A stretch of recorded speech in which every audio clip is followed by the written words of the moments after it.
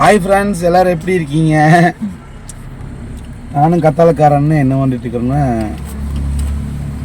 இங்கே வருங்க leg piece சாப்பிட்டுக்கிறோம். அதுவாக ஆட்டுக்கால் சூப் சொல்லியிருக்கிறோம். அண்ணா சத்தியவேலண்ணா, ஏன்னா டென்ஷன் ஆகிட்டீங்களாம்மா? அது அப்படியெல்லாம் நீங்கள் எனக்கு உடம்பு சரியில்லை, நான் தான் ரெஸ்ட் எடுக்கிறேன்னு சொன்னேன். சரி ரெஸ்ட் எடுக்குன்னு சாயந்தரம் பார்த்துக்கலான்னு சொல்லி நான் தான் அனுப்பிச்சி விட்டேன். இப்போ அவங்க செல்லுவாங்கிற ஐடியாவிலே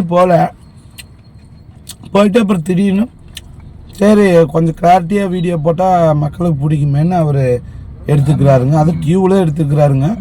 28,000 வருதுங்களாம்மா. 1 ரூபா கட்டல. இவர் சிபில் ஸ்கோர் நல்லா இருந்ததுனால ஃபோன் கொடுத்துட்டாங்க.